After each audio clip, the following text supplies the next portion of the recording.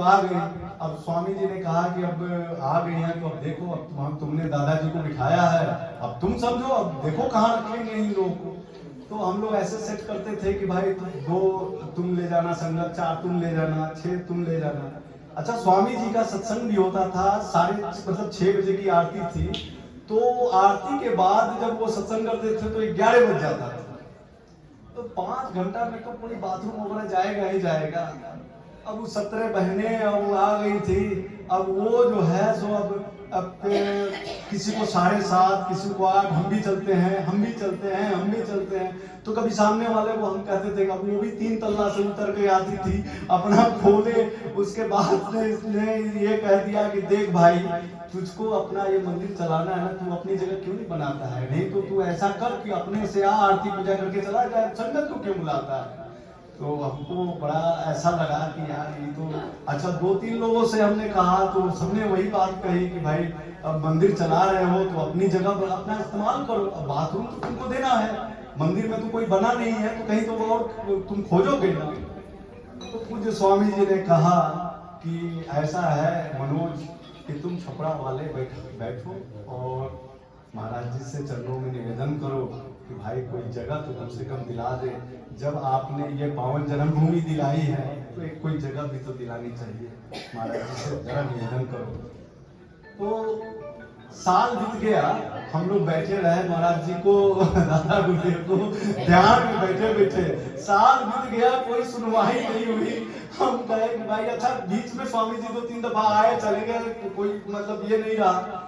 उसके बाद से हमने कहा कि स्वामी जी दादा गुरुदेव तो हम लोगों ने 1 साल से हम लोग पता नहीं कैसे है, दादा गुरुदेव कुछ सुनते नहीं, हम बच्चों का बिल्कुल नहीं सुन रहे हैं, हम क्या करें हम लोग। तो स्वामी जी ने कहा कि देख बेटे, जिन्होंने राजा और महाराजाओं को दरकिनार कर करके कहा कि भाई मंदिर और मस्जिद बनाने का काम तो राजा और महाराजाओं का काम है, हम तो फकीर हैं। अगर मंदिर ही बनाना है तो इस हृदय को मंदिर बनाओ, इसे इतना बड़ा मंदिर बनाओ कि लोग इस हृदय में आकर के विश्राम करें। ऐसा दादा गुरुदेव ने। और आपको याद होगा, आप लोगों ने पढ़ा भी होगा कि हीरा जो नाई था वो महाराज जी के तरासे हुए ना। पहले तो अमृतसर जी ने इसको ये कह दिया कि भाई आपकी समाधि मेरे मकान में ही बनेगी।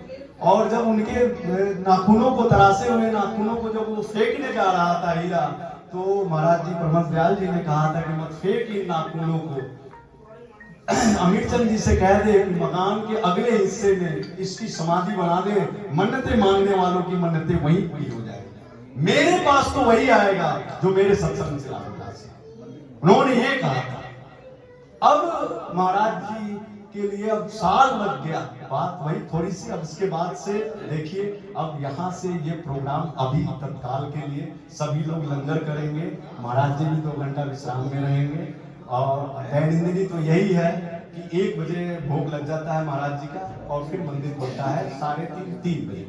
मतलब इस समय जो है 3 बजे हम लोग खोल देते हैं, और गर्मियों में कम से कम 2.5 घंटा। तो मतलब 3 बजे फिर विश्राम के बाद से मंदिर खुलता है किसी के दर्शन वर्शन के लिए। तो अभी यहाँ 5 मिनट में जयकारा लगेगा, सभी लोग लंगर में जाएंगे, लंगर करेंगे वहाँ पे। तो फिर उन्होंने, स्वामी जी ने कहा कि भाई, हमने कहा कि स्वामी जी अब तो ये मामला तो बड़ा अजीब सा हो गया है, हम लोग कहाँ ले जाएंगे इन लोगों को, अब संगत तो चल पड़ी है, क्या करें हम। तो ध्यान लगाया हमने, जी स्वामी जी 1 साल हो गए, वही 1 साल बीच में आप 2-3 दफा आए भी, चले भी गए। अब ये हमें ना याद रहा ना आपको याद रहा। तो बेटे किसको ध्यान लगा, हमने दादाजी हमारे हैं त्रिलोकीनाथ जिनका ये पावन जन्मभूमि है, हम तो उनको ध्यान लगाएंगे हैं। उनके ध्यान में हम लोग बैठते थे। कहा कि बाबू इन लोगों ने थोड़ा आप श्री गुरु महाराज जी को ध्यान लगाओ, कहे कि उनका ये गुरु घर है, ये उनका गुरु घर है, परमहंस दयाल जी का ये पावन जन्मभूमि है जहाँ आप बैठे हैं। और यही नहीं, आप जो पीछे जो आप जा रहे हैं, जहाँ आप लंगर भी खा रहे हैं, ये महाराज जी का पूरा चौहद्दी था। ये लगभग 400 गज का था। जिसमें से अभी 80 गज हम लोगों को मिलना बाकी है। बाकी तो सब ले लिया गया है गुरु महाराज जी की कृपा से। जितनी परमहंस महाराज जी की पावन जन्मभूमि की जो जगह थी उसका लगभग 75% हम लोगों ने ले लिया, 25% और रह गया है। वो भी गुरु महाराज जी जहाँ तक चाहेंगे तब होगा। अब ये देखिए ना, इतनी तंग गली है। अब आप लोगों को तो कष्ट होता ही होगा, ये तो हम समझ रहे हैं कि भाई उतनी दूर से पहले यहाँ और ले करके हम यहाँ फंसा करके रखे हुए हैं। और हम अपने दादाजी के लिए हम कहते हैं कि भाई दादाजी अब आप हमारा आपके पोते आ गए हैं। और कभी कभी आप लोगों ने सुना होगा कि दादाजी के पास में छोटे छोटे बच्चे जाते हैं ना, तो कभी इस गाल में मारते हैं, कभी वो बच्चा चश्मा निकाल लेता है। बाप को दिक्कत होती है, लेकिन दादा जो है ना अंदर अंदर बड़ा खुश होते हैं कि अरे ठीक है, बड़ा चश्मा निकाल, चलो तोड़ दिया तो तोड़ दिया, कोई बात नहीं। फिर उनका ये गाल पकड़ेगा, ये गाल पकड़ेगा। अरे आप दादू के पास आए हैं, जो मांगना हो आप अपने लिए मांग लेना।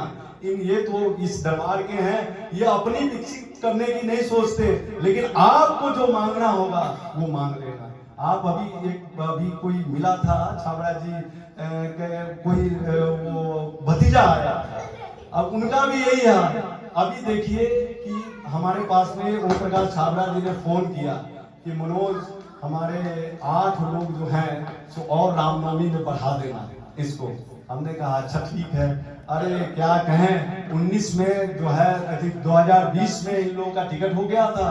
अब कोरोना के चक्कर में ये लोग नहीं आए और बेचारे को 18 साल के बाद जो है, आपको तो ओपी छाबड़ा को तो आप लोग सब लोग जानते होंगे लगभग, हाँ। तो 18 साल के बाद जैसे ही दादाजी का टिकट बना, 18 साल के बाद इनके घर पोता जना लिया।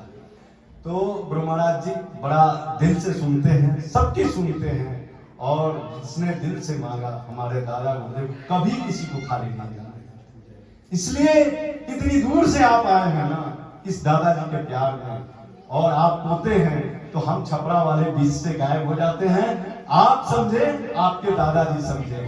और अगले कार्यक्रम को पूज्य श्री बाई जी जो हैं यहाँ बैठी हैं, वो अपने द्वारा संचालित करेंगी। और जैसे जैसे उनका अपना जो सिस्टम होगा वो उस हिसाब से वो आगे के कार्यक्रम को देखेंगी। बोलो जयकारा बोल मेरे श्री गुरु महाराज की जय, बोलो सच्चे दरबार की जय, बोलो श्री नगरी निवासी भगवान की जय। सभी भक्तों ने प्रेम से लंगर करना है, उसके बाद आप जहाँ चाहे विश्राम करें, सेवा करें, आपकी मर्जी।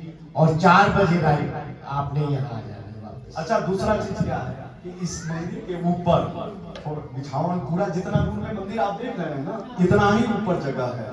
तो टोटल बिछावन हम लोगों ने कर दिया। गद्दे बिछा दिए, अब आप आराम कर सकते हो। नीचे से ठंडा करने के पश्चात वहाँ पहले लंगर कीजिए, प्रसाद लंगर लेकर के थोड़ा 1-8 घंटा अगर पैर हाथ से हाँ जी, कर सकते हैं। हाँ जी, हाँ जी।